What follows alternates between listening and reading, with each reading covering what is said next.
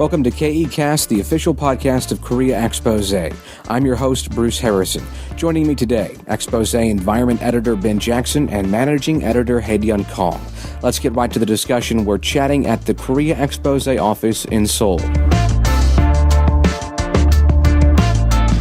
Seoul is not known for its green spaces, guys. There's a patch here and there, but I think the cliche concrete jungle more accurately describes this city. Consecutive Seoul mayors have tried their hand at city beautification, and Mayor Park Won-soon is the latest. His project is called Seoullo 7017.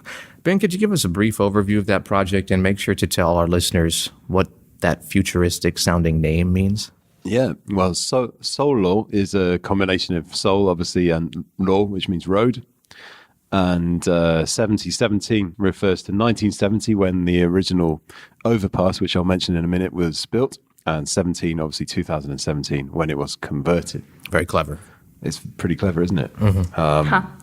So this is a traffic overpass. We call it a flyover in the UK, but some people don't seem to appreciate that. Anyway. Who? The Americans? My former editor at a former magazine. Oh, okay. Anyway. Yeah, he's American. So basically it was, as Bruce said, it was a flyover, and it was going from the eastern side of Seoul Station to the west. So crossing the tracks, taking the traffic over there, a lot of motorbikes, some cars. And then it was found structurally unsound, so they had to decide what to do with it. And instead of knocking it down, they decided, they being Seoul Metropolitan Government and especially Mayor Park Won-soon, to convert it into a overhead park. And it's widely considered that this was inspired by New York's High Line, which is made from an old raised railway track, or railroad, as you may or may not call it in America. Okay, yeah. We all have our own terms. We could call it a train flyover if you want. Mm-hmm. Well, what are the main features of this flyover, overpass, now park? Concrete, in a word. I don't want to be mean about it, but it's had its share of criticism. It's the product of an extensive project involving international architects, designers, landscapers, but it's left a lot of people slightly surprised at the high ratio of concrete. They feel like if you're going to take this as an opportunity to insert a big strip of nature in the heart of the city, there could be more boldness with the nature, some more trees. How long is the overpass? It's 1,000 and something meters, basically a kilometer. So basically for 1,000 something meters, the walkway that people tread on is all concrete. And there's 24,000 trees and different bushes and flowers and 200 something species. And they're all arranged in alphabetical order in Korean. Okay, very interesting. So a bit educational. Well, I mean, Ben mentioned concrete, and I actually went on the overpass a couple of days ago, and I was walking through it, and that was also the first thing that came to my mind. I had walked on the High Line in New York City before, and it feels so much more earthy up there as opposed to Seoul's Seoullo. It just felt a lot harder and a lot more gray. But interestingly enough, that was how the architect intended it. The designer didn't intend to create a totally natural setting. He wanted some sort of a stark contrast, some sort of a brutalist gray setting, and then the natural green with the trees and the bushes. So he wanted to create a contrast between the nature and the brutal design of the actual overpass. That's interesting because, I mean, you could regard the whole of Seoul or just that neighborhood as the context or the setting, and that, there's abundant concrete there. So he was going to make a concrete setting within a concrete setting. Is it surprising that there's so little green space? You have to remember that Seoul didn't have the luxury of being forward-thinking. I mean, the rate of urbanization in the 60s and 70s was incredible. And what I actually find more surprising from that time is that the city managed to function. So for the city administrators, it was a race to provide the basics. We're talking water, sewage, roads, the very basics of the infrastructure. They didn't have time to think about luxuries like parks. But they do now. And this is the process we're seeing. Here we are now. Yeah, they're putting the brakes on. Both of you lived abroad in other major metropolitan areas, but, your life in Seoul now, does it lack, or do you find yourself wanting a bit more green? I think That's part of the reason why I was so disappointed when I was walking up Seoullo and found that it wasn't as green as I hoped is because Seoul itself is so full of concrete. And I just miss running through a park and not have to worry about wearing a mask. I mean, just clean air is such a luxury in Seoul, and having a sense of green is also the same. And I had hoped that Seoullo could provide me with a little bit of that, but it's just a very, how do you say? It's just a very small. It's an overpass that now has some potted plants on it, and for our listeners who haven't seen it, it's located right next to the most heavily traveled rail hub in central Seoul. And there's a large amount of traffic that runs beneath it as well. And I understand like the context that Ben brought in, that Seoul didn't have the luxury. South Korea didn't have the luxury to think about, green spaces and livable cities. But now that South Korea is in the zone of, I guess, quote unquote, developed countries, I think it has more time to kind of slow down and look at the people that it's excluding and how it could make spaces, more humane. How important are projects like these to a city like Seoul? Is it in desperate need of green spaces? How would you characterize Seoul compared to maybe some other urban environments in that regard? I mean, you're asking the wrong person, because I'm a unapologetic tree hugger. So for me, I mean, there could rarely be enough green space in a city.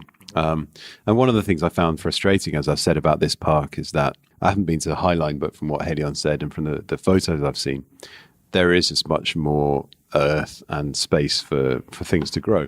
As you say, it's early days with Seoullo, but one of the things is that because everything's ringed in these cement enclosures, it feels as though the vegetation won't have a chance to really spread that much even later on. I mean, we'll have to see what happens.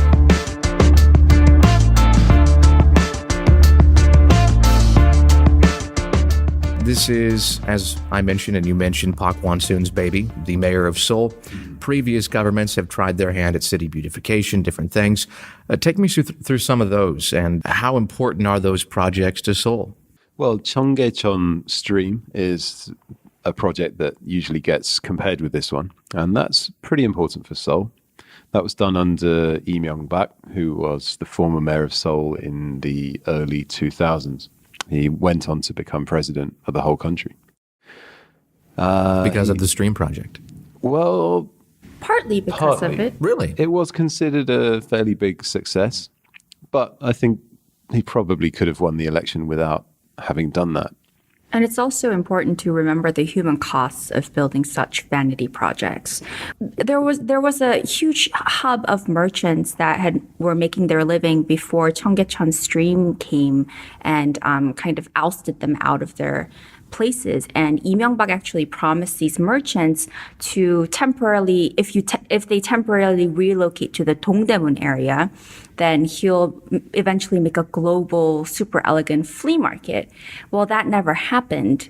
And another president came into power, and the places that the Cheonggyecheon merchants were relocated to were now, were eventually reconstructed into the Dongdaemun Design Plaza.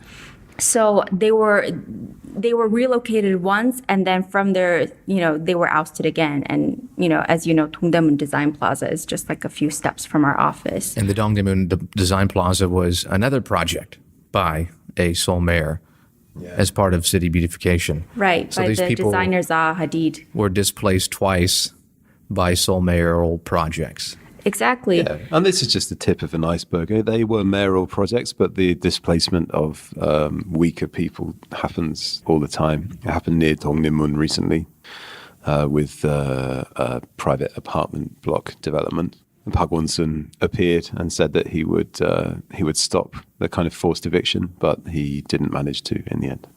And the same thing happened with, Seoullo. And you talked to a couple of merchants.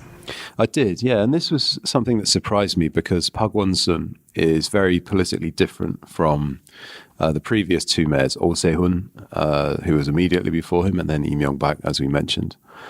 Lee Myung-bak and Oh Se-hun were very conservative, and nobody really expected them to stick up for the socially vulnerable, aside from whether they're right or wrong. Whereas Park Won-sun is very much a self-styled man of the people, and he has done a lot of very good philanthropic work, with various foundations and organizations. So it was really surprising to find out that some of the people near Seoul Station had really got a bad deal from this project. Namely, or especially the handmade shoe makers. I'm never quite sure how to describe them. Cobblers? Cobblers, shoemakers, yeah. They're on a bridge called Yeomcheon Bridge, which is a few hundred meters north of where the overpass was and still is. But now that the overpass is closed to traffic, then their bridge, which is one of the only other local ways of crossing the railway tracks, is getting 40 or 50,000 more cars every day. And the traffic there is much, much heavier than it used to be, and that's affected their businesses very badly. At the same time, Seoul City doesn't seem to have provided an alternative for the traffic.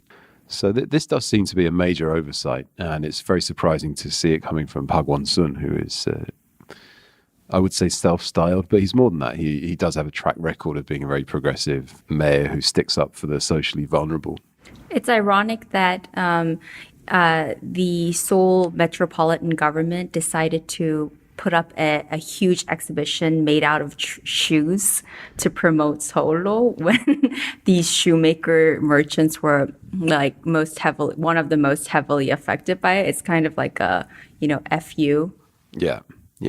What's more important to the people that are behind these projects? Is it leaving a legacy, or is it truly rooted in providing a better place for the people of Seoul? I mean, I'm sure it's a little bit of both. Park Won-sun has for years been perceived to been seen as a very strong presidential contender. He was even discussed as a possible, presidential hopeful in the early phases of this election, but he eventually said he's not running. For Lee Myung-bak, the Cheonggyecheon stream, it wasn't, he could have done without, but it definitely helped brand his image as a bulldozer and a man who gets things done and who changes, things for the better. I just want to say that is his nickname. He became known as the bulldozer, right? Right. Okay. Yeah. I mean, and it's I imagine it's similar for Park Won-sun. Like, I don't doubt that, like, he, as a Seoul mayor, he has a passion for really changing the lives of people for the better, and he wants Seoul to be more beautiful and green and livable. But at the same time, like, his projects would be instilled with a certain level of vanity. And I think, to be fair to Park Won-sun, all right, this has just opened. Everyone's talking about it. People are using the word landmark. But it's actually much more modest in financial terms than, say, Dongdaemun Design Plaza or the Cheonggyecheon project before it. So, he hasn't gone and done this really extravagant, budget-blowing thing. The question is, how well integrated is it with his kind of walking master plan? How convenient is it to walk through Seoul? I mean, there are other things you could do to make it easier. Quite often, if you're waiting to cross a road, you're waiting for the green man for like 3 minutes, 4 minutes. It can take a really long time to go a short distance just because things seem to be geared up towards cars. We have to ask, do the ends justify the means? And not only Seoullo, which is a relatively new project, but also the previous projects the city has embarked on that displaced people and upset shop owners and residents. What do you think? Well, you can't, places evolve and they change. You can't preserve any place, any city in a museum forever. Things have to change. And I was looking at Park Won-sun's interview that he gave to Space magazine, which is a well-known architectural magazine here, about 3 years ago. And he actually says, to quote him, they're asking him about his plan, because at this stage it hadn't been built yet or converted, for the High Park. And he says, the most important criterion is the livelihoods of the citizens. And when I read that, I was pretty surprised because, as we just mentioned, some of the citizens' livelihoods have really taken a hammering. So I read on, and he said, we want to promote people's health by transforming the urban landscape into a pedestrian-friendly city. So he thinks overall that he's making a more pleasant environment by taking cars out of the equation, putting pedestrians in with some trees. So yeah, it's a question of whose livelihoods take priority. Thanks to Ben and Haeryun for joining me today. To learn more, check out Ben's article on KoreaExposé.com. It's called Seoullo 7017, Urban Asset or Misjudged Vanity Project. We'd love to know what you think about the show, so please leave us a review or rate us on iTunes, Google Play Music, Stitcher, or TuneIn. And please subscribe to any of those platforms if you're enjoying the summer series. Catch updates on the podcast and news stories on Facebook and Twitter at Korea Exposé. I'm Bruce Harrison. Thanks again for listening, and I hope you join us next week.